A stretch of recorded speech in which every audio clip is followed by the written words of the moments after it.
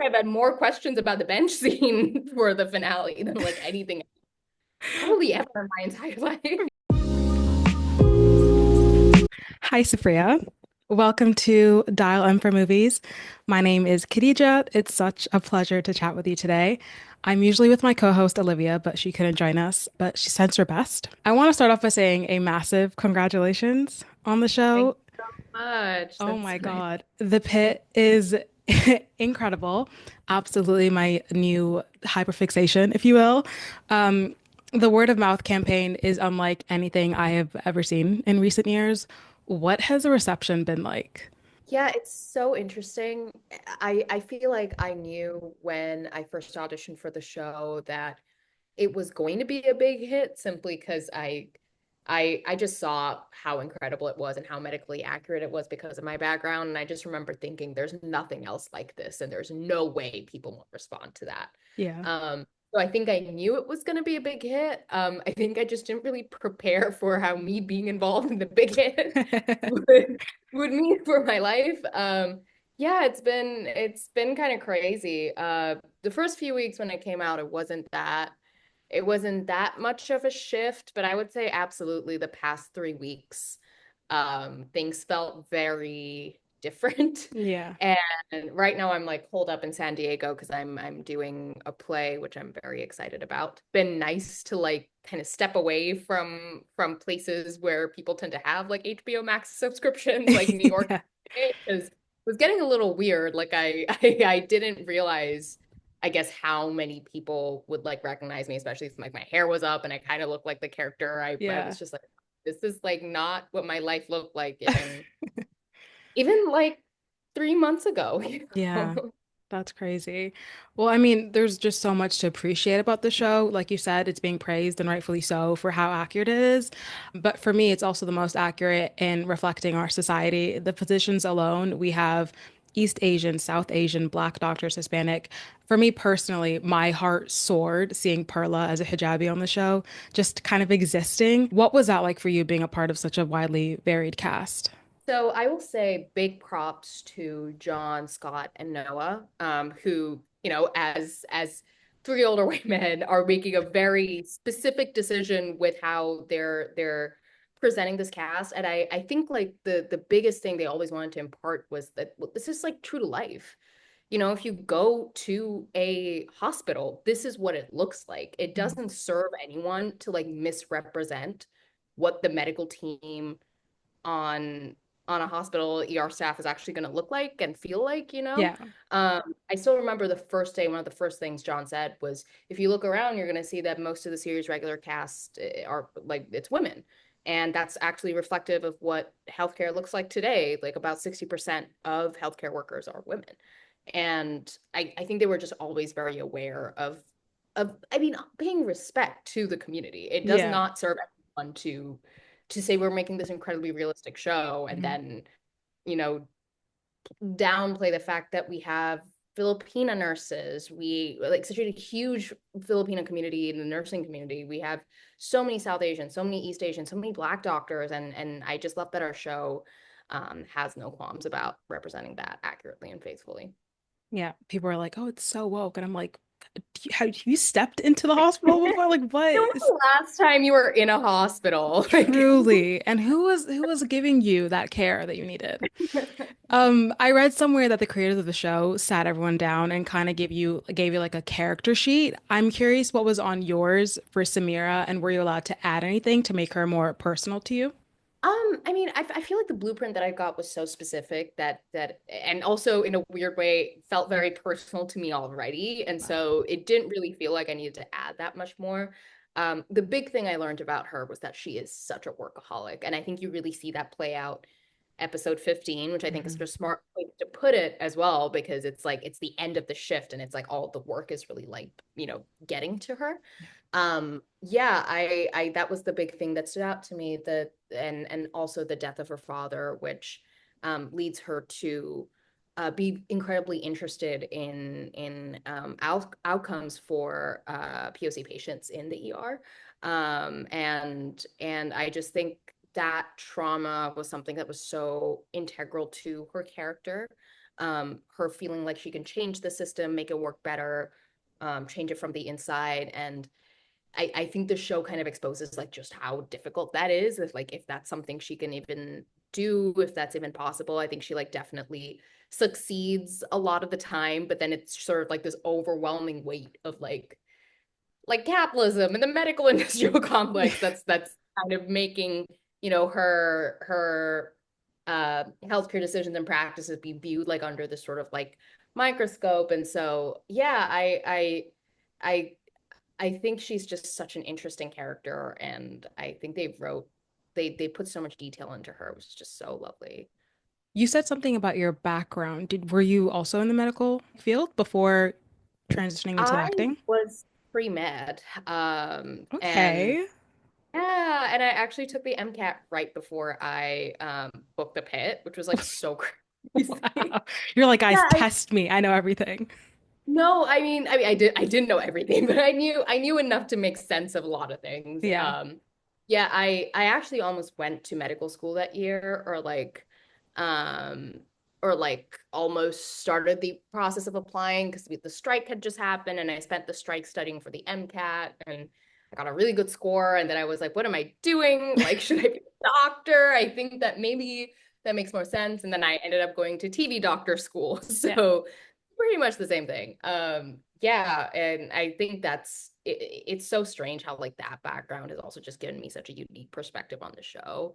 And I think also, like I said earlier, really made me feel like the show was going to be a hit because I had never read anything like it before. And all of the several years that I've like auditioned to be doctors, like I had never seen anything like it come across my desk before. I want to talk to you about the sickle cell patient, Joyce. With sickle cell being like a disorder that predominantly affects the Black community, it often goes mistreated, especially in Black women in the healthcare system. So to see Samira, a woman of color, step in and treat her with the respect and understanding that she deserved was kind of healing, actually.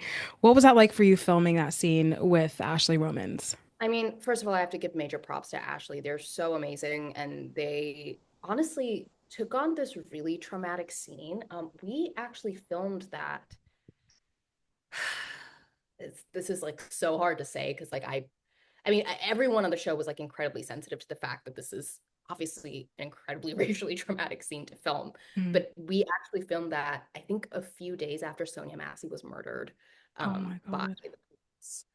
And I remember I sat down with Ashley and I was just like, girl, I got you. Like, if you need a breather, like just let me know. This is not the type of show where that is not allowed, or you're not allowed to have a break. And I I just wanted to make sure like there was space for I don't know, everyone to have like the reactions that they needed to have Why am I getting to emotional to this? That's actually so I beautiful, though.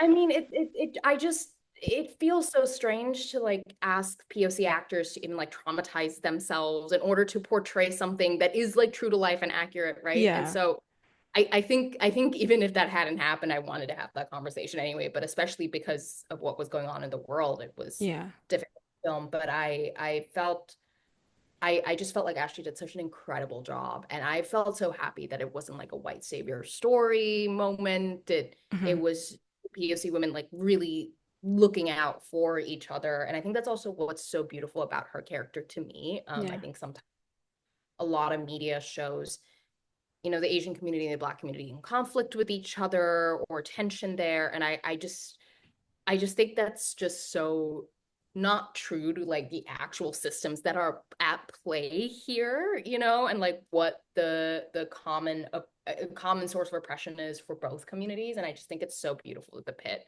made space for that, Hmm. to show that solidarity.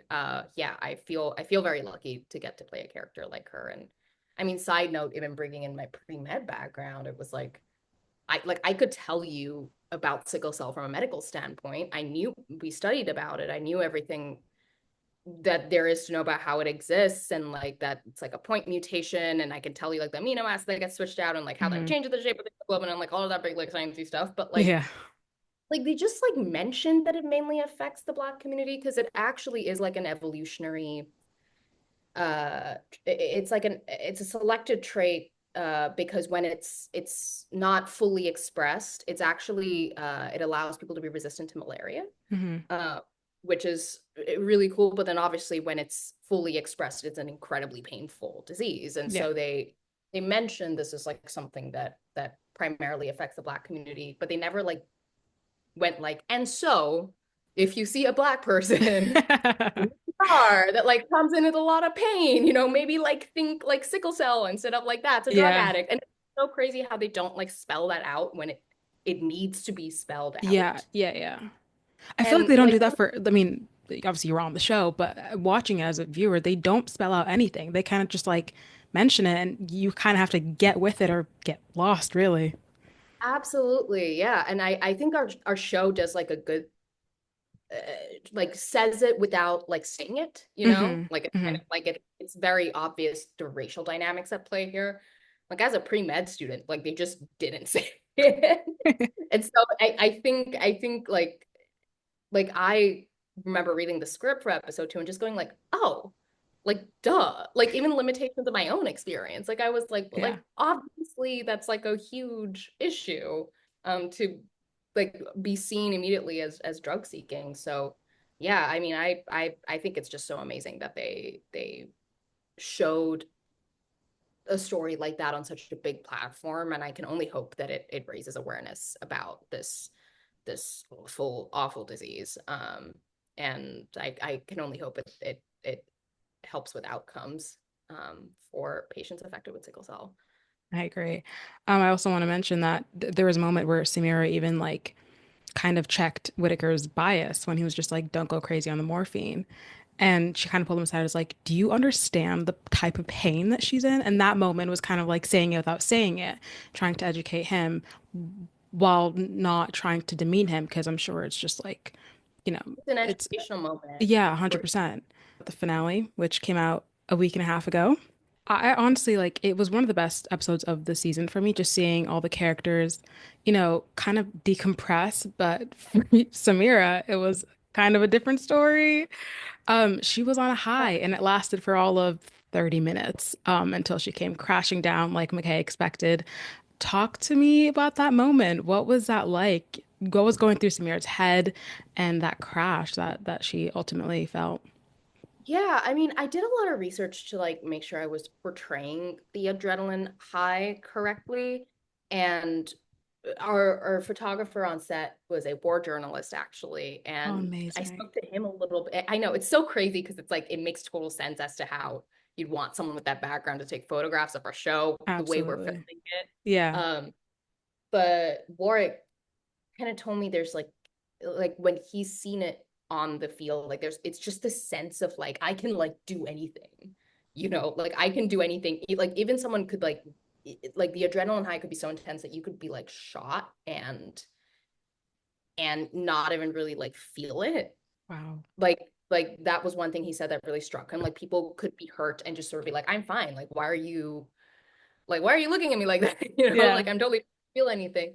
And so like that was something I really wanted to bring in. And then I think the emotional trigger also that like causes this high is that she's gotten so much external validation in the past 2 to 3 hours during one of the most traumatic events of her life, Yeah. probably, Yeah. like she's proven herself and had this like actual like career high. Like she's like, no, I do belong here. And actually I was a better ER doctor than a lot of you fuckers, right? Yeah. Um, and I think like that makes her really happy, but then the adrenaline high just kind of makes her go like, well, like this is like fucking amazing. I can like do anything and I can like go on for another 12 hours, da, da, da, da, da. And then you realize it's like this huge cover because like she has nothing going on for her outside of this hospital. Like she just quite literally has nothing.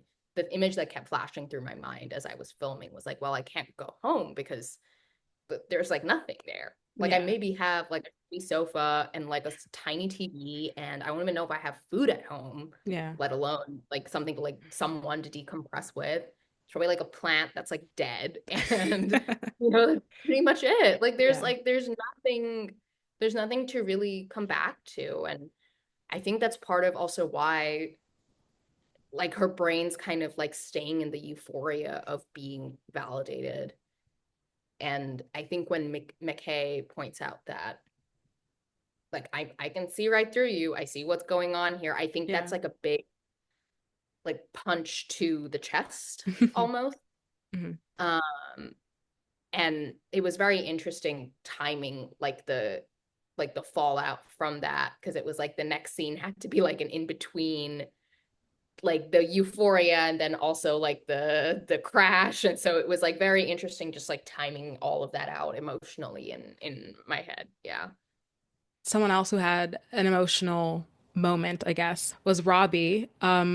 His speech gave me goosebumps. There's a one line that literally, I don't know why it gets me emotional, but he says, "This place will break your heart, but it's also full of magic."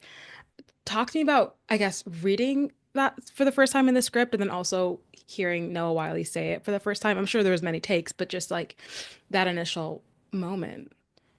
Yeah, I mean, we filmed that on the last day of season one, so that in and of Oh, itself was, wow. uh, and I mean, we didn't know if we were getting renewed at that point, and Yeah. obviously things were like looking good, but then Yeah. you never know like what's gonna happen, and so Yeah.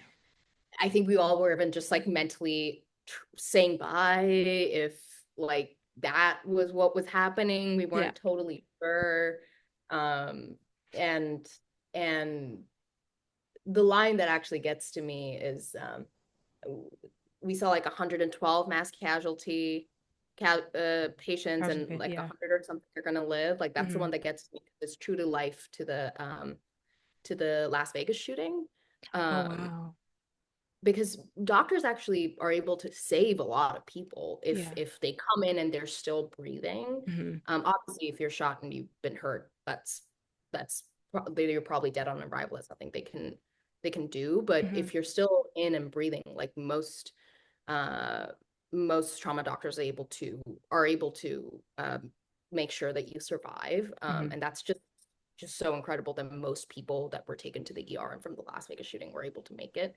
I think it just shows to the I mean just how much these people are heroes and like the absolute burden they're taking on when it just comes to dealing with everything that's going on outside of like the ER, you know? Yeah. Um, and I think even coming back to that line of like this place is full of magic, but it can also break your heart. I mean, it's so emblematic of like it's full of magic because it's breaking your heart. You know? It's like Yeah. that's what it is. Like there's it is absolutely magical that you can see like a full ER team absolutely mobilize and make this mass casualty incident or attenuate the results of this mass casualty incident just with just their skill and how incredibly talented they are. But why should they have to do that? Literally. You know, it's yeah, it's all just so messy and complicated, and I just love that our show does not shy away from that. It's a complicated thing to talk about.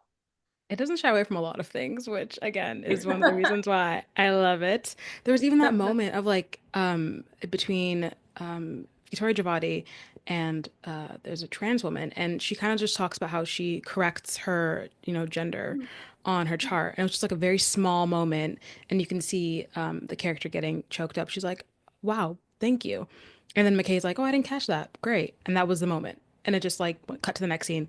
That was it, and that was so powerful. I've seen all the reaction on Twitter. I'm just like, yeah, this show really gets it from all angles, and it's just really beautiful. So I have to commend you and the team that brought this show to life because, like I said, incredible and very true to life, which again is something we don't see very often.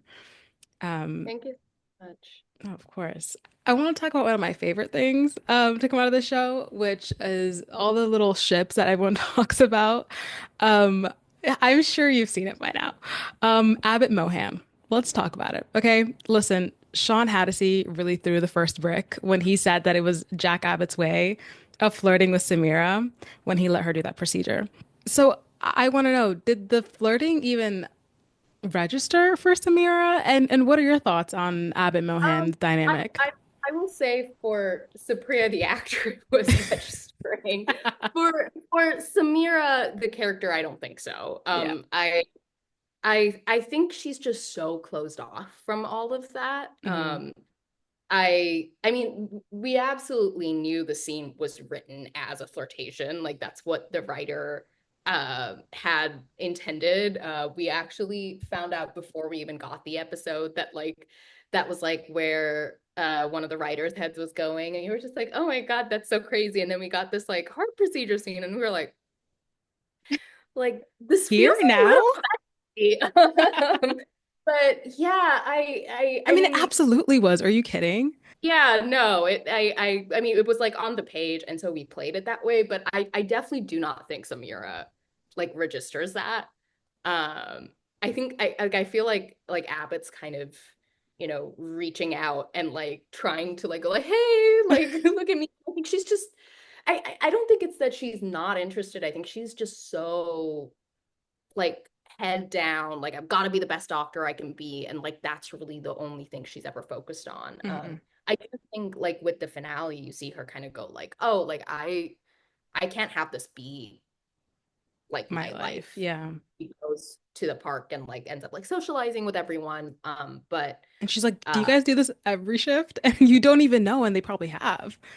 yeah, I mean, I just go home and then I do more research and then I go to bed. I wake up and I like, like it's like I think like that's like something that was very important to me about her, even in the way that I was playing her, that she's just like a little awkward and she's just a little like socially closed off and she Yeah. doesn't really know how to, and it's so interesting because she's also like incredibly empathetic. So it's not that like she doesn't know how to connect with people. I think it's just she funnels like every cell of her being into like her medical career, and that's she's just so work oriented, and I just don't think she would even realize like her colleague is like flirting with her in that moment.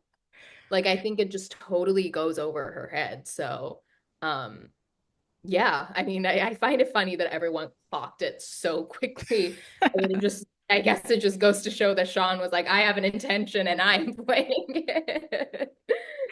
That's hilarious. But on the back of that, actually, in the finale, there is that group scene in the park. There's a clip of Mohan on the bench with Abbott. It was in the trailer, I believe, but it got cut.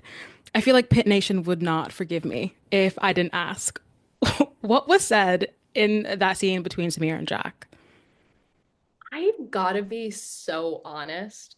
Okay, so there's a couple things that's like interesting to me about everyone globbing onto that. So Um, you've seen people talk about the bench scene then? people have been like DMing me, asking me about the bench scene, being like, "Is it on your phone?" And I'm like, I to summarize to break everyone's heart. There was no bench scene. It was Wow. just a shot of me sitting next to him. And I guess to break everyone's heart further, when we filmed that scene, we actually had not filmed episode 14 and 15 yet. Oh, So we wow. actually filmed the last scene of the show right after like episode 7, I want to say, because we needed to film in Pittsburgh and outside. And, we can't film in the winter because then we all get and die. Yeah. But so we filmed it in September, and it's so funny because like in the moment we had like no idea there are characters were going to like anywhere was gonna like happen or anything was gonna happen Yeah. with us. So I literally just sat down next to him, and I think I looked at him and they like, filmed that and used it in the trailer. But like nothing was really said. I'm sorry to like break everyone's heart because I know everyone was like really hoping that there was like something in the canon, but there wasn't. I just like randomly sat next to him because Noah had left. Um, yeah, I guess that's the true story behind the bench scene. Listen, the people needed to know. It doesn't matter if it was positive or negative. Now we know and we can rest easy and wait for season two. I mean, it's just so insane that there's now just this like Mandela effect bench scene that I everyone's know. like thirsting for. Like now I'm like I think they need to like write something so everyone's like satiated because like I feel like I've had more questions about the bench scene for the finale than like anything probably ever in my entire life. Really? I'm surprised by the DMs. That's actually hilarious. Well, I mean, because like I'm on Twitter. I don't know. I do find the way people are interacting with the show very funny. Like Yeah. I mean, honestly, people are like hilarious. And so sometimes I'm like engaged, but like other times I'm kind of like, I don't want to like engage with this.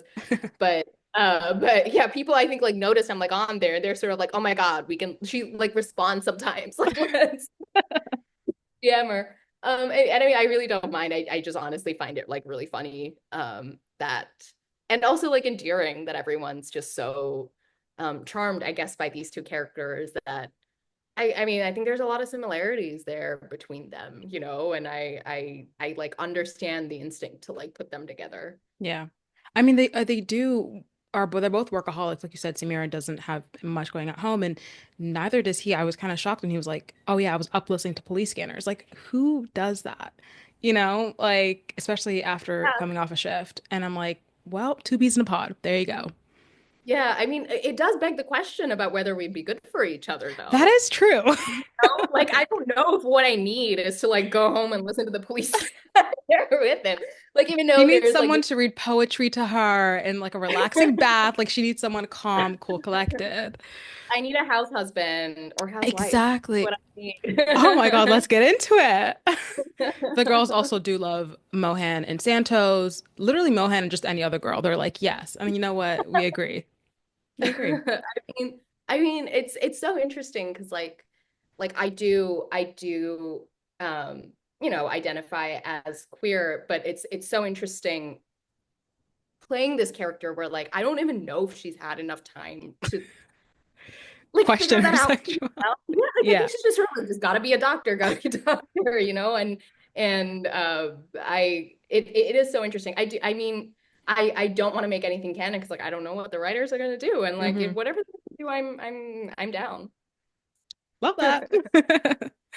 Okay, so I was listening to a bunch of Noah Wiley's interviews because again, can't get enough of this show. And he was talking about how he does little ritual and it's like him walking onto set, the same way that Robbie does in episode one.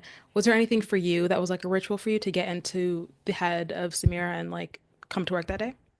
Yes. I mean, we were treated very much like adults in that it would just sound so funny, but like a lot of times on shows, you can't really trust actors to Yeah. to prop themselves and put on their own costume. And so there was a ritual of putting on the costume, putting on my props.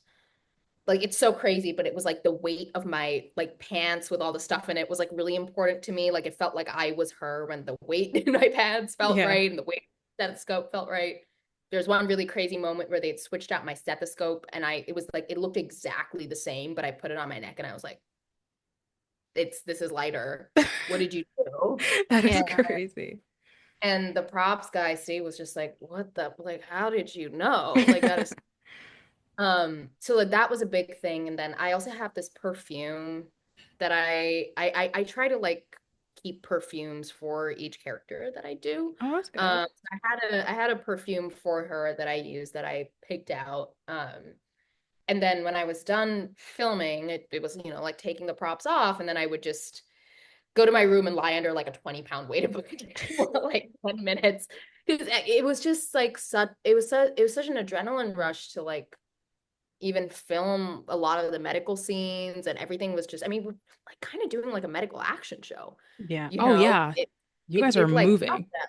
Yeah, it Yeah. was so nuts. And I there were many times where I was just like, I like need to decompress. And so the thing I would do was just lie under the blanket for like 10 minutes. That I think that was important for me to just feel like, hey, like that wasn't real. You did not like intubate 10 people. You're out of this and you're back in the real world. And yeah, I think just having that cycle definitely was also helpful for me. Okay. I caught something on a rewatch that I did with my brother. In episode five, after the sickle cell patient gets taken up to the OR, Samira and Collins have a moment.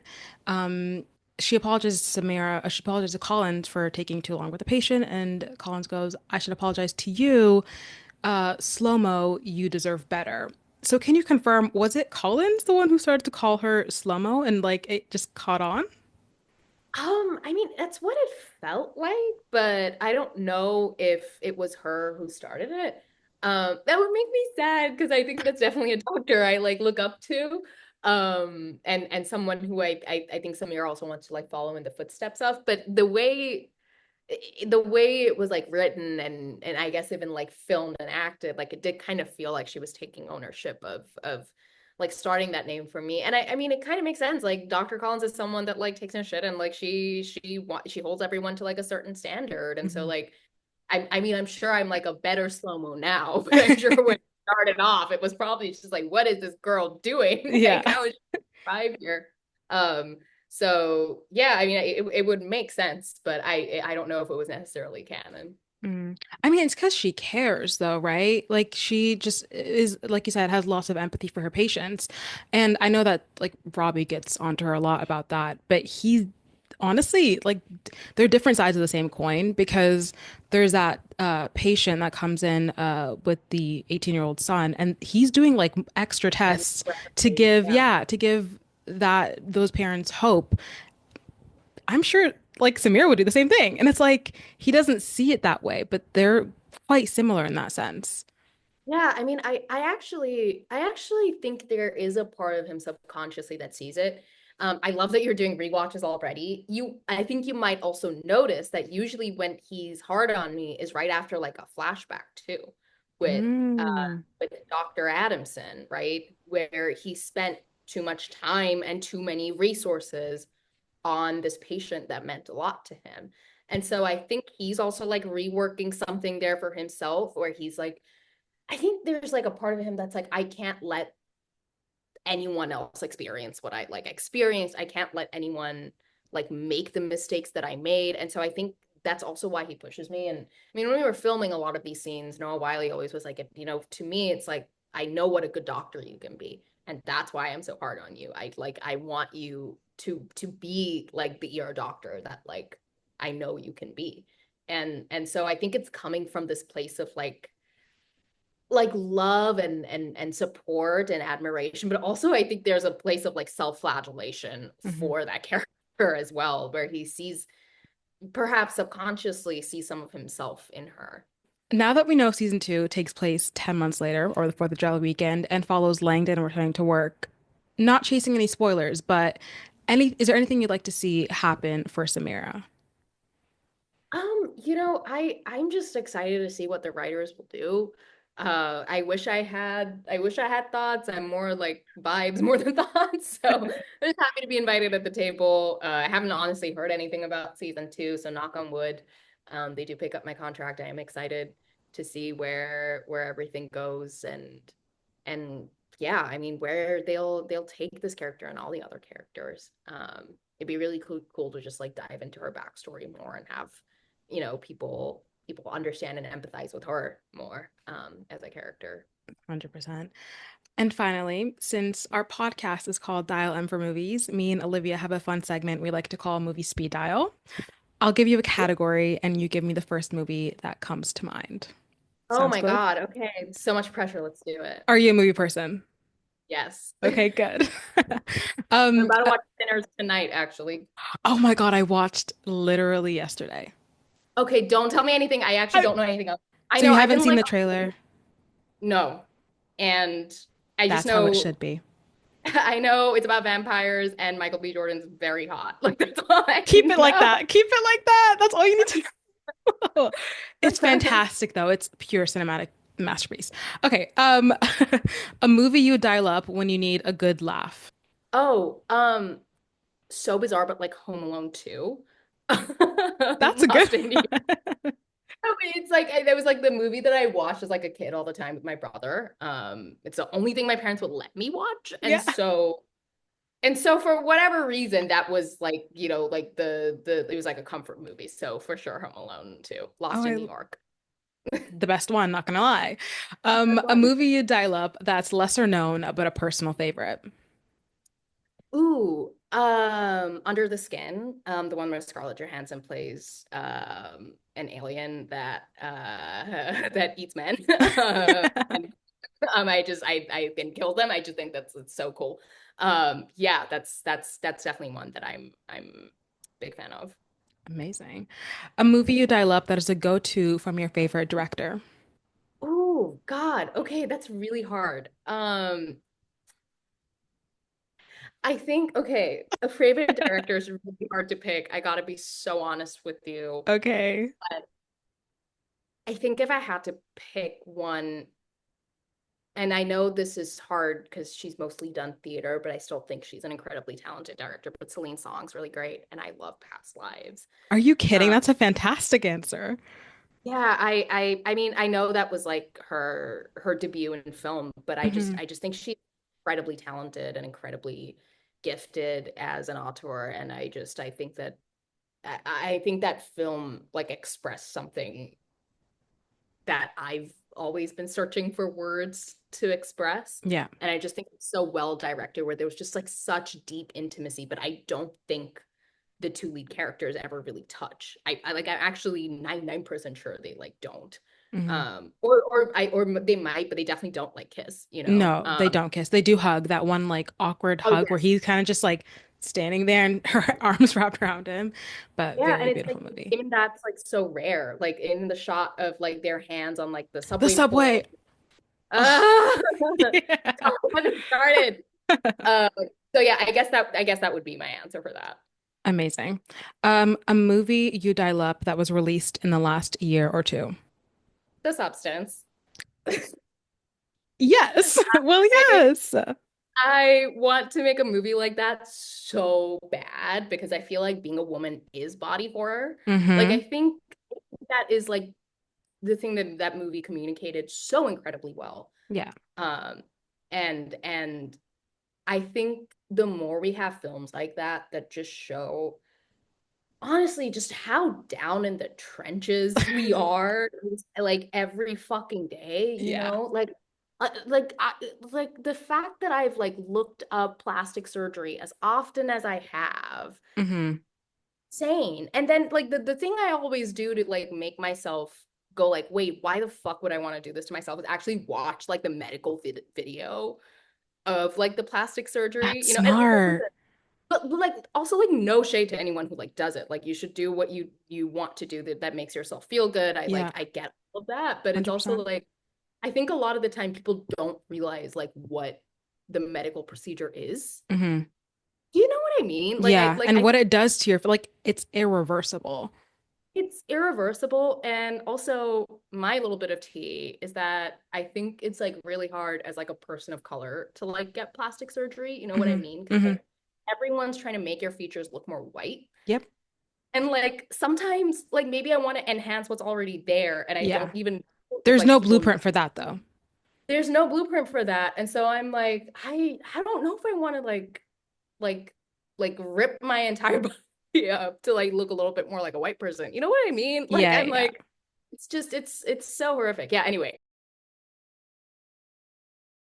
Yeah. So you're talking about the substance. I just didn't want to cut you off because I was like, that you literally hit the nail on the head with when it comes to women and their pain. And then like to see that and like also to see it do so well at the Academy, like a body horror about women's bodies is magnificent. And also just like horror in general, like I'm such a big horror fan. I mean, I'm watching Sinners tonight, you know, like I just think that like horror is such an overlooked category in the Academy, especially like the horror films that we've had like in the past 5 to 10 years. I mean, I'm like a very like new movie cinephile. Like I like a lot of the stuff that I'm gonna say is like come out fairly like recently. And so it's like I like some of the stuff I'm just like how the fuck are we not nominating especially some of these actresses who are like you know like Toni Collette's performance in Hereditary and like Florence Pugh in Midsummer, like my god, like how are they not Yeah. like what it's so insane. Anyway, whatever, I could like go on forever about this.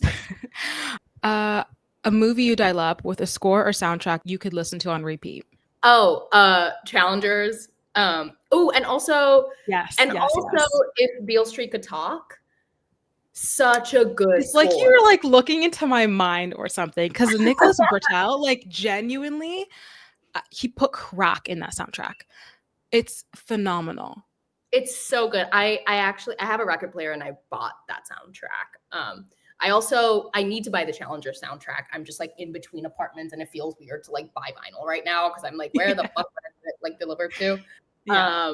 But yeah, like unfortunately those two are like tied, which kind of shows you like just how bizarre my music taste can also be. It's just like all over the place. Imagine them being like in a playlist together in the shuffle. You hear a gape, and then it's like, yeah, yeah, yeah. Yeah, yeah, yeah, yeah, yeah. What's a movie you dial up when you need some inspiration? Oh my God. This sounds like so bleak. Because it is such a I don't want to say it's like a bleak movie because it's not, but The Worst Person in the World felt very like inspiring to me. I can see it. It's like a coming of age for like people that aren't in their teens. I'm here for it. Totally.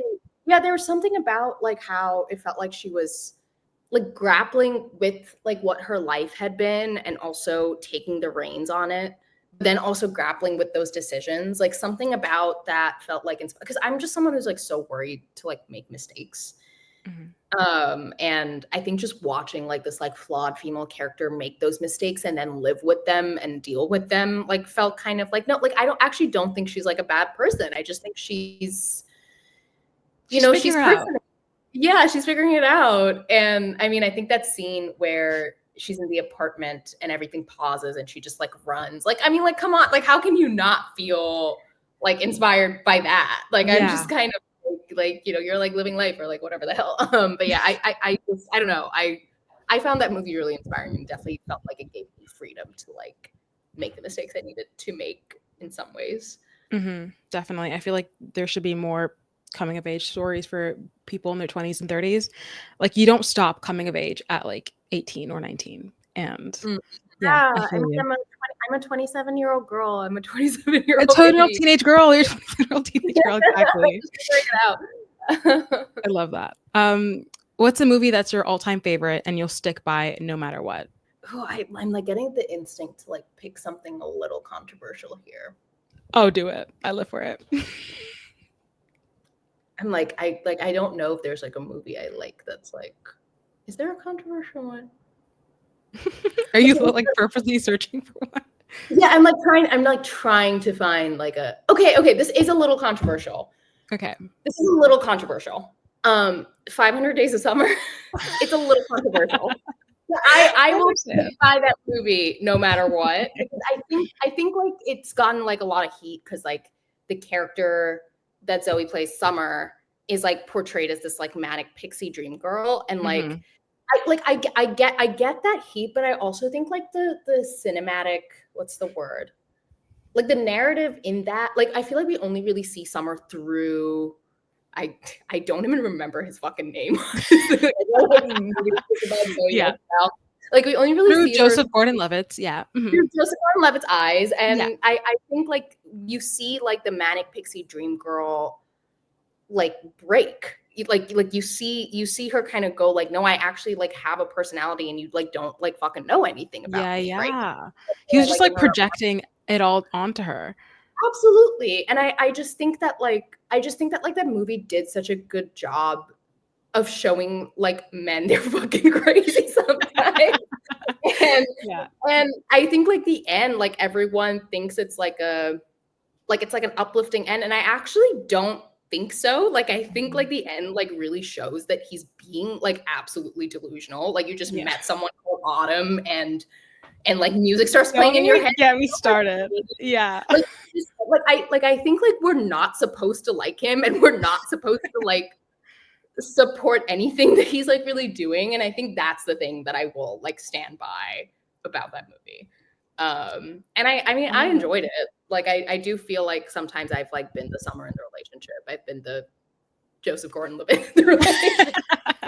You don't he doesn't Um, even deserve to be remembered. yeah, I mean I think like I watched the movie like to experience that character, which says like something to me. Like to me it always felt more about Summer than about, or like his experience of Summer than about him. Oh, Um, absolutely. Okay. A movie you dial up when you need a good cry. oh my God, Kalhonaho. I don't know if you know this movie. It's a No. Bollywood movie. like when I say everything that could possibly happen to make you cry happens in this movie, like I'm like genuinely not exaggerating. Like think of like a sad thing and it like happens in this movie. It is Yeah. so sad. I remember I showed it to my friend once and she was like sick and she started crying so hard that she couldn't like breathe. Like we actually had to stop watching the movie because she was I can't like breathe right now. I need to like go like clear my nose, like get rid of the snot, and like Yeah. then we come back because I'm about to like die from like how sad I am. I mean, is it like a good movie? I mean, I think it accomplishes what it wants to do, which is to make Yeah. you cry, and Yeah. it's like entertaining, but you know, it's one of the saddest things I've ever seen. I mean, me and my there's a friend group that we had in university. We would get together on some nights and watch like Bollywood movies. And the storytelling in Bollywood movies is unlike anything I've ever seen. It's wild. And I love it for it. And like very dramatic and purposely so and just super well done, honestly. Yeah, I mean, I feel like Kalhona like occupies like a really specific space where I'm just like, I don't know if this is like good, but it works, you know. But there's like so Yeah. many Bollywood movies that I feel like I think Sanjay Leela Bhansali is like such a great auteur. I don't know if you've seen Mhm. any of his stuff. He's so talented, and his movies like weave so many different stories all together in like this one thing. And like, of course, it's like in order to do that, you need time. But I feel like his movies deserve that time, and they're so Yeah. visually beautiful. And I will say, like, I think India appreciates longer movies than the West does, at least, because Mhm. we have intermissions, and Yes. amazing. Bring back intermissions. 100%. I Did you want watch to The snack. Brutalist? Oh yes, yeah. I mean, I like it that I liked it, but like, don't get me wrong, but like, I Yeah. didn't like it that much. Yeah. It definitely wasn't I just think that like compared to like the slate of like Oscar films we had last year, like this year felt like a little underwhelming, and I wanted The Brutalist to be something that I think it wasn't totally, but Yeah. I think the messaging it did with like the American Dream stuff was just like so incredible. But and I or also not but I also appreciated the intermission. I thought that was so well done as Yes, well. that's exactly why. But also like thinking back to a popular like 3-hour movie, Oppenheimer, I didn't think that needed an intermission. You know what I Girl, mean? I don't want to say what I want to Oh, say about the movie. please say it. You know what? I love the movie, but I'm willing to hear your opinion. Go ahead. No, okay, no, I disagree with you in that I think it was like a little. Oh my god, I'm not gonna tell Christopher Nolan what to do. I'm not gonna tell Christopher Nolan what to do. Listen. I'm not gonna get. I don't want to. Never work with it. No, I would love to see Supriya and Christopher. Are you kidding me? That'd be a cool collab. No, I do like the movie. I do want to put that out there. I just like, Yeah. yeah. I guess as an audience member, you just have like that. You know, I'm You know, feeling. yeah. You're not even saying words, but I understand. I get it. I get it. What's a movie you dial up when you're hosting a party or hanging out with friends? Oh, I feel like a good chick flick. I think Legally Blonde, because it's Ooh. like I've seen that like so many times where I'm just like, oh, I could just like it could play in the background, and then I can like tune in when I need to, and then I can Yeah. like tune out when I need to, you know, because I've seen it so many times. So something like that, I think, or it's just like a fun movie. It's like light.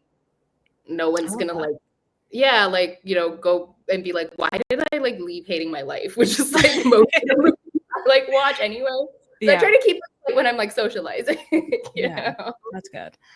Okay. I think this is the last one. A movie you dial up from the golden age of cinema. Oh, that's a good one. Okay, I'm thinking I'm thinking of two, and I can't remember the name of the first one, which makes me sound like I don't like that movie at all. But I swear to God, I've seen it like at least 3 times, which is a lot for me. Yeah. It's where Audrey Hepburn plays a blind woman, and there's these men who are in her house trying to like get something from her house, and it is just so fucking terrifying. I think I think it's like Are You Afraid of the Dark, or like Who's Afraid of the Dark or something. Okay. Uh like I fucking love that movie. I think she did like such a good job with that. And there's like so many scenes where she'd be like doing something and there's like this like stranger in her house right in front of her. And you're like, how do you know? That Wait, and also I need to watch this ASAP, actually. I okay, haven't hold on. I seen. gotta look the name up. I'm just awful with Please like do. um I need to get into more of her filmography, to be honest. Like, I recently watched Breakfast at Tiffany's, and that was kind of incredible.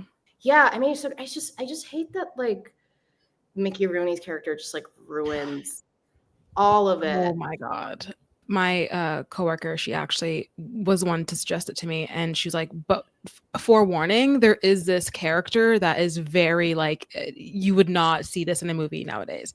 I was like, Yeah. "Okay," and that's all she said. And as soon as he came onto screen, I was like, "This is the Oh, character. This is absolutely him." also, I just looked it up and it's Wait Until Dark. Wait until I dark. knew Dark was Okay. in there. She was Okay. so good in that movie. I like I just thought I think she either won an Oscar or was nominated for an Oscar for it for sure. Ooh, okay. And then also An Affair to Remember. I mean, Meet Me Hey, at this the is on my Empire watch State. list, but I need to get to it. Oh, it's so good. And like tragic. I think that's something that I wish more rom-coms did today, where like I Mm. love a tragic rom-com, or like I guess it's not like a comedy, but it's like Yeah. a rom tragedy. Like Yeah. I just think love is like so painful and like awful. Yeah. Like even in Yeah. like the even in like the best of relationships, it's like one of the most difficult things you have to like experience, because like ideally you want to be with this person all Mhm. your life. Like life is hard, you know. So Yeah. Yeah. Quote that. I feel like we need to bring back the genre of like a rom tragedy. 100%. One that I can think of that I think came out like a few years ago is called Irreplaceable You. It's on Netflix, and that is definitely a rom tragedy. Oh, I gotta look that up. I mean, the one Mhm. I always think of with like rom tragedy is like Amour, like that French movie where Oh, it's yes. like two older people and they're both like dying, and like Yeah. I feel like it's one of the most romantic things I've ever seen in my life. It's just it's so lovely and it's so real. Like Yeah. that's like a relationship that's weathered like a bunch of shit, you know? Mhm. Yeah. Yeah. Anyway, I feel like No, I get people kind of got too much of a glimpse into my mind from my like, movie recommendations, and I don't know how I feel about that. I mean, I'll take it any day. Thank you so much for joining the podcast. It was wonderful Of talking to you. course.